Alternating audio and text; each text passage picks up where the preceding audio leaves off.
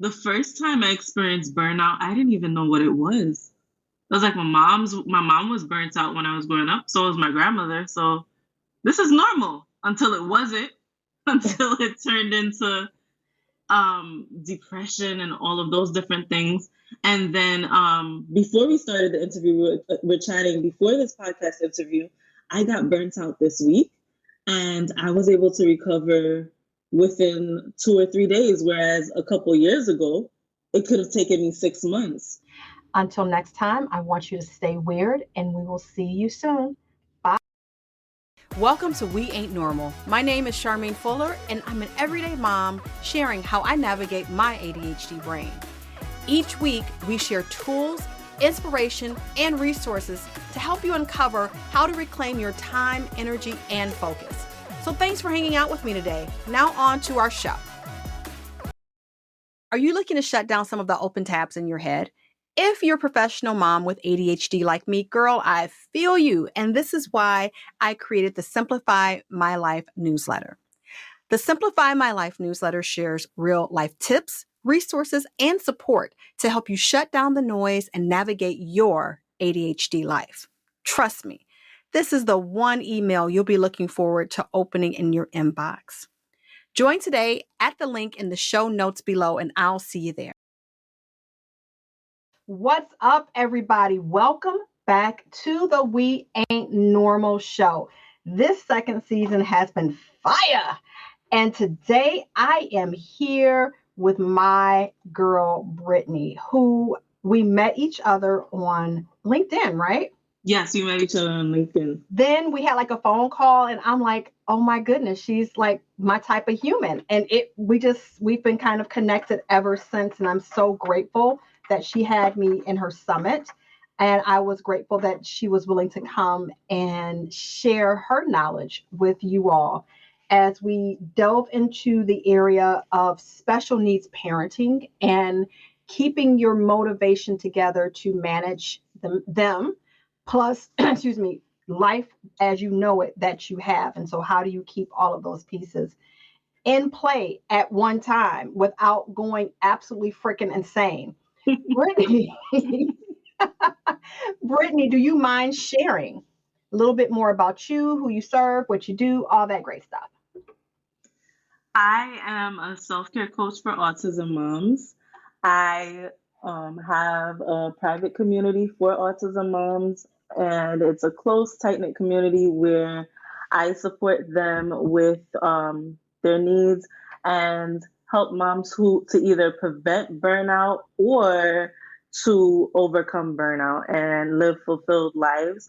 I think a lot of times in society, we're taught that as special needs moms, it means that like our lives are over and that we're destined to a life of burnout and overwhelm.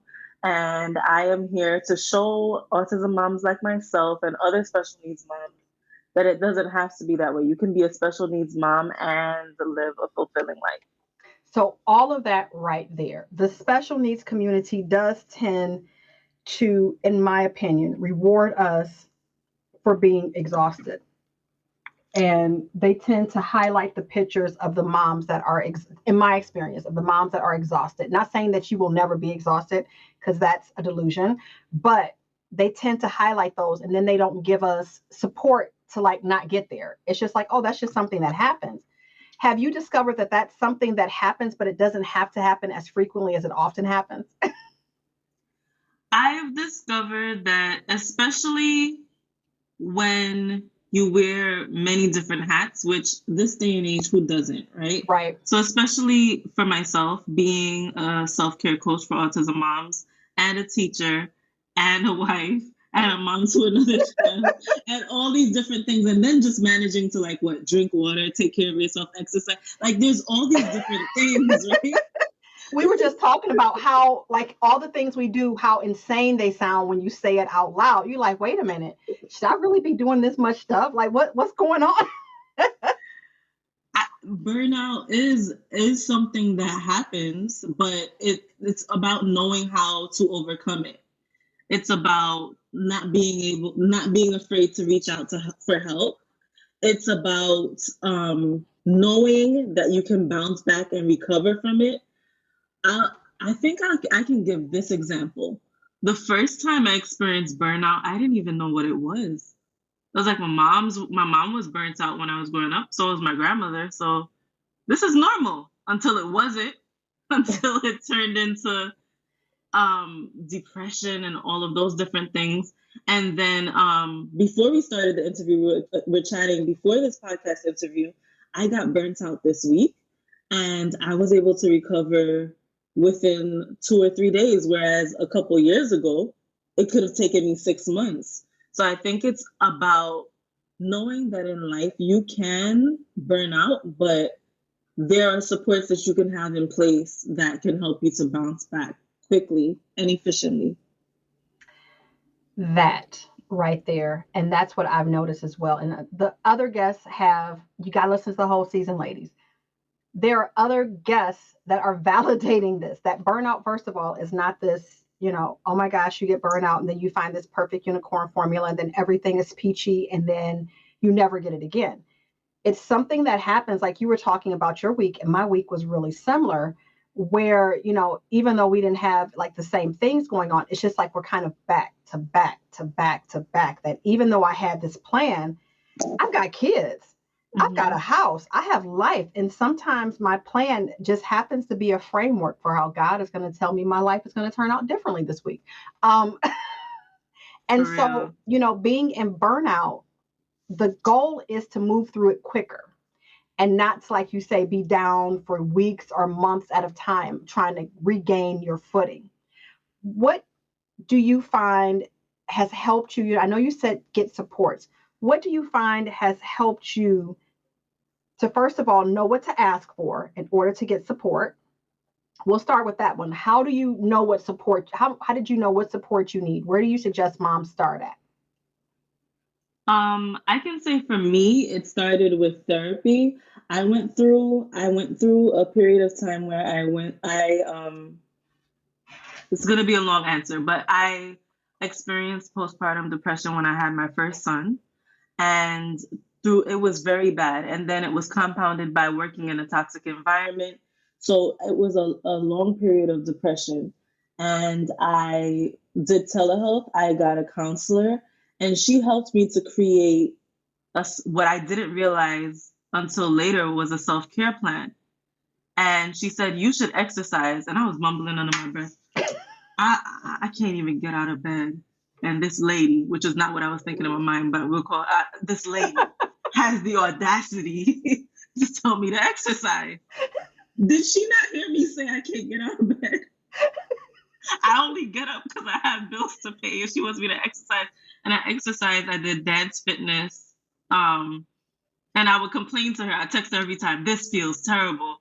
But after a while, after each workout, I felt better. And she started to say, do things for yourself, which sounds so simple, right? Yeah. But I wasn't doing it. I had grown up seeing women be martyrs, work 24/7. In my family, they would gain tons of weight, and it was like, you're a hero. But the breakdown that comes from having that example set for you is really not good. And my thing at the time was like therapy and getting monthly massages. And so I got to know myself a lot better. And one of the things that I learned about myself is, even through having my son get the diagnosis of autism, was that I began to notice that, and I think other special needs moms notice this too, that I'm kind of different too. Girl, you be doing that evaluation like, wait a minute, you forget they asking you about your child and you like answering like, wait a minute, this was a baby. Right. I was like, because autism and ADHD are very closely related. Cousins. Yeah, they're cousins. I was like, I'm not sure about the autism, but I definitely think that I do have ADHD. And so becoming more comfortable with that. Like, I'm very sensitive to light and sounds. So whereas other people don't get overwhelmed as easily, I do. And one thing in getting to know myself is that I realize that if it's too loud or too bright in a room, I can get overwhelmed just by that. So when I need a break, I know that, okay, for another person, this might not be too much, but for me, like, my toddler is touching me too much right now. Separation. You can go watch Blippi, and the older one, you can go in another room because I need a break. And knowing myself enough to know, okay, I'm getting overwhelmed at this point, and this is a point where I'm gonna give myself permission to take a break. And it's okay. It's okay for my kids to watch on TV or to be on their iPad or go play with their toys while I put on my noise canceling headphones and chill. Knowing yourself enough to know when you need a break, I think, or knowing what will calm you down, getting to know yourself is so important. I think that's what helped me a lot. I so agree.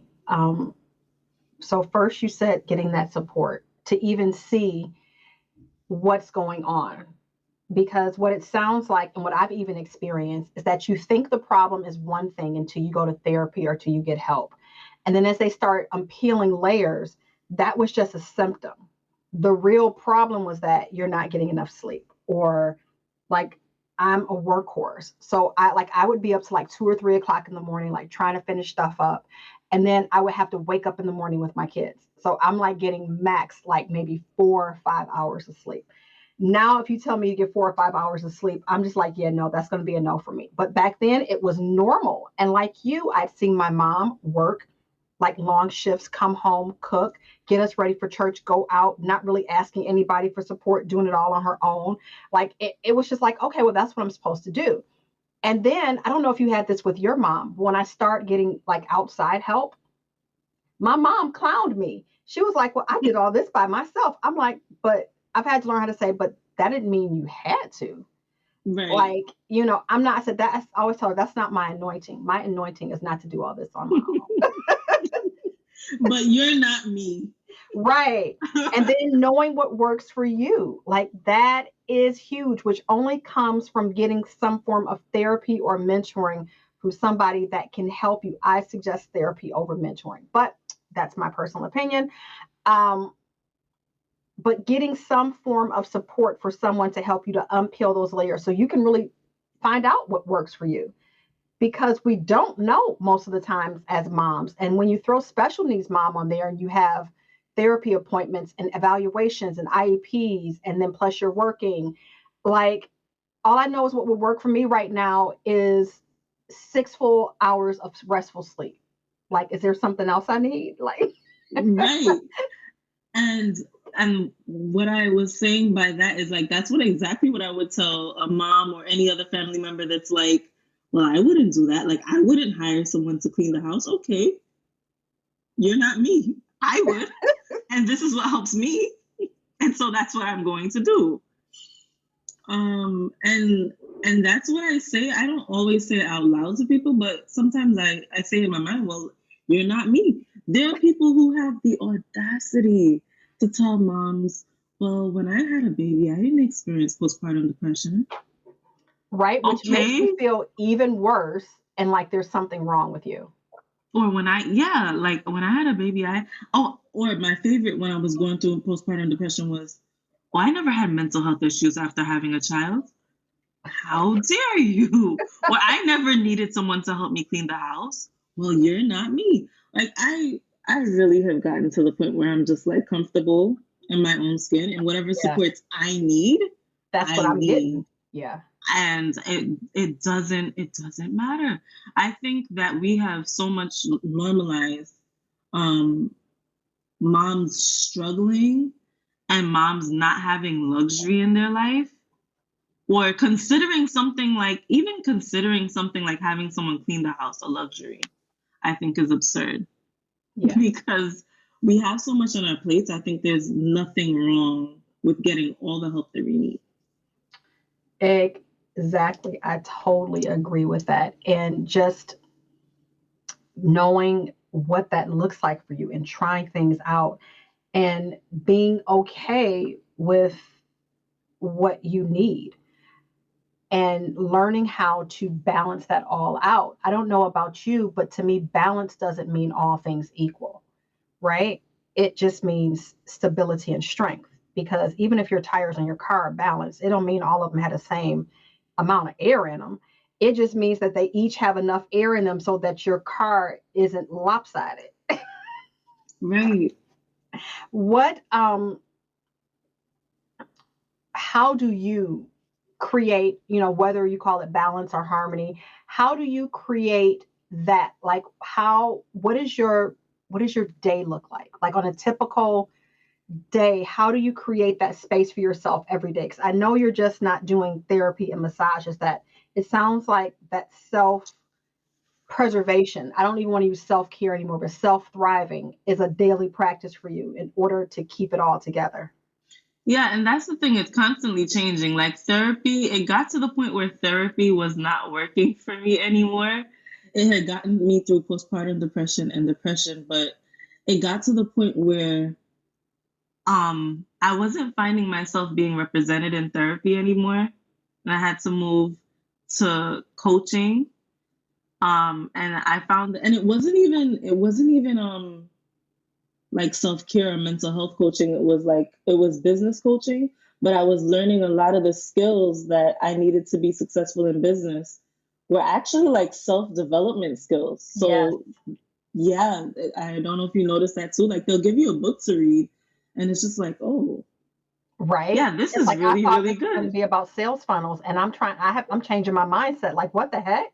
Getting my whole life together over this business book. And then I start to be like, this book, they chose this specifically for me, didn't they? Meanwhile, they gave it to the whole group. Um, and it's funny, what worked for me in the beginning of my self-care journey does not work now. Like if I were to think now that I could just do therapy and massages and that would do it for me, it would be laughable. I don't even really go to the spa that much anymore. A typical day for me looks like waking up before everyone else, and having time to myself. I'll listen to a brain prime, which is something that I got when I went through this program called the 67-day year with it's like it was a mindset coaching program for entrepreneurs. Okay. And we did this thing where you talk about your dream life and you record it and it's a brain prime, and I listened to that about my dream life just to keep my vision of what I want first and foremost in my mind.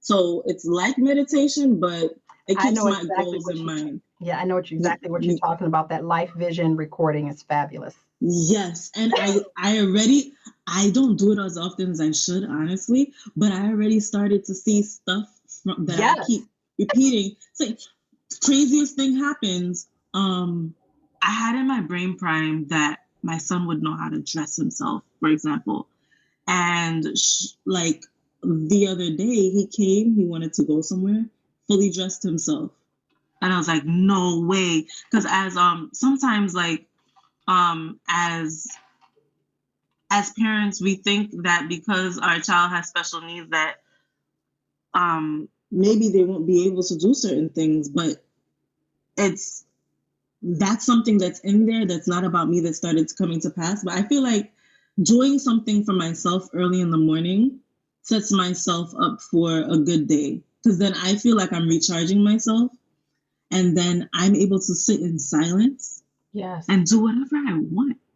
And no one can interrupt me. You know why? Because they're sleeping.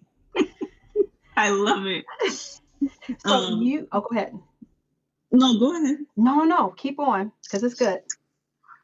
And then that's when I do meal prep for the day. I try to get as far as I can in meal prep for my son, because he has like dietary restrictions, and myself. And I just plan out my day, and then I will write in my journals. Not all of this gets done every single day. Well, yeah, no. And But we'll touch on that. Yeah, go ahead. Keep going. I'll write in my journal. I'm addicted to happy planners, so I'll write in my journal. Just it's like some days it's just like me designing my journal and making it pretty, because art is like therapy for me. But then other days it's me planning out my actual day, and then I listen to music. I do things that recharge me, and I've gotten into the habit of recharging myself before my battery dies. And I think that helps a lot. So, ladies, I hope you caught these nuggets. Just in case, let me help you out. So the first thing that I caught was the pivoting of the plan. A lot of the times what I think causes frustration, I know it did for me, but for a lot of moms, is that we get on this plan. And especially if you're neurodiverse yourself. So I love routine. And being okay with things shifting, and me creating this plan and feeling into it not working for me. It's not working for me anymore. Like you said, therapy massages aren't your thing now. You have other things that replace that. So getting in tune and in touch with what feels good to you, what feels like it's flowing for you, not like, that's why I stopped gratitude journaling. For a minute, I didn't get it. Like, I'm like, so I didn't do it. It's not that I wasn't grateful. I just didn't write it down in a journal every day. And then the other thing that you had, because life is always shifting. And like, that's a huge one right there. Life is always shifting. So you're going to have to be willing to pivot and to move that plan. For somebody that's listening might hear, she wakes up in the morning. That sounds like hell. I would never do that. So it would be the time of day that works for you. But there has to be a time that's just for you. That's for nobody else but you. Because we do it for our jobs. We go to our jobs, right? 6, 7, 8 hours a day. It's only about the job. And so if finding 1 or 2 hours for yourself is not too much, time that's dedicated only just to you is super important.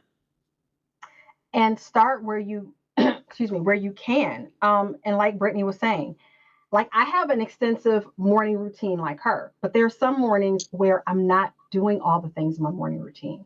There are some mornings where I'm either led to do maybe 1 or 2, or I got up later and I'm not about to do all those things in one day. Or maybe something just isn't serving me anymore.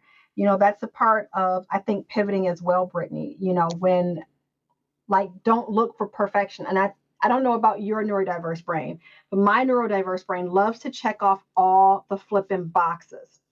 And so I have to just be present and mindful with what do I actually feel like will serve me best to be the most present and sane throughout a day. And not necessarily sane, but just clear and feeling my feeling my flow for the day. What is the things that I need to do that morning? And some mornings it's all the things, and some mornings, like, I'm led to start working on a video audit or something in the morning. It just having that flow for that. Yeah, and it's okay to just choose one thing a day. And once you accomplish that one thing, you're doing great. And then you can move on to doing 2 things a day. Yes. And these things can be as big or as small as you want them to. But I have committed to making my 2 or 3 things a day really small. So that, because if I choose goals that are too big, I'll just say, you know what, this is too much. I'm not doing it. Right, I'll stop. Exactly. Yeah, so you pick 1 or 2 or 3 things, whichever makes your heart sing. It really doesn't matter, whatever is most comfortable to you. And once you have accomplished your number, consider yourself fulfilled for the day. Of course, you have to do you have to fulfill your obligations as a parent and for your job and everything else. But for that big goal that you have, whether it's business or going back to school, whatever that big goal is, you can choose like 2 or 3 things. And once you accomplish those things, reward yourself. It could be something small like getting a smoothie, or it could be something big like taking yourself out to dinner. But work towards your goals in like small increments and then celebrate. I used to do this thing where when I would accomplish things, I'd be like, okay, that's nice. I'm not going to celebrate that. That's what I was supposed to do. Oh my gosh, same thing. And it's like, why are we being so hard on ourselves? And then you never wanted to try to accomplish anything, because then it never felt like anything was good enough. That's how I felt. It never felt like anything was good enough. And that, why even try to do the big thing if even the little things I do weren't getting me closer to my goal? Like, or so it felt until I started tracking. So I do tracking every week. And that helps me to see like what I mean, basically that's just going back over my plan for that week, seeing what got accomplished. And then I'm like, oh my God, I got so much accomplished. Like, I didn't even feel like it. But until I started like patting myself on the back, it never felt like I was doing enough or that I was enough. Oh, wow. That really hit me when you said, not that when you said you weren't doing enough, but that it never felt that you were enough. Yeah. And I think that's how it feels when we don't stop to celebrate ourselves. It's like you feel less than, not realizing all the things that you've done. Like one time someone told me that I was doing coaching with, she told a group, she said, write down everything that you do in a day. And your head will start to get tired. Sometimes we don't realize how much we're doing. Exactly. Oh my gosh, Britney. This has been fabulous. I'm always like surprised when the time is up, because it's like, but wait a minute, we're getting really good into it. So Britney, where can they find you at in these internet and social media streets? On Instagram, which is mostly where I hang out. It's at I am Britney Williams. My name is spelled Brithney. So I am Britney Williams. The H is silent on Instagram. It's just Britney Williams on Facebook. And those are the 2 main places where you can find me. Fabulous. And on Instagram, they can get in touch with you about the group, or either on Facebook or Instagram, they can get in touch with you about the group. Yes, about the private Facebook group. You can message me on Instagram or Facebook, and I can send you the link to the private group. Until next time, I want you to stay weird, and we will see you soon. Bye. I hope you enjoyed today's episode and it freed you to see your life a bit differently. Make sure to check out those show notes in the description for a full rundown of today's episode with all the important links and resources. If you want weekly exclusive episodes with me personally, make sure to sign up for my Simplify My Life newsletter. I'd love to know what you enjoyed about this episode, so leave a review to let me know how I can continue to support you. So Mama, I want you to know, you're doing much better than you think. You're further than you believe, and you're worthy to have it all. So until next time, stay weird and keep doing you, babe. Coming up next time on the We Ain't Normal show. So there's a couple of things or a couple of signs to let you know that you need to hire someone. If your workload is just way too much where you can't get everything done, you're losing clients, you have to turn down work, you need to hire somebody so that you can have more time to focus on growing your business. Want more of this episode? Make sure your podcast notifications are on and you're a part of the We Ain't Normal family by going to thecharmedlife.show to get weekly podcast updates and notifications. I'll see you there.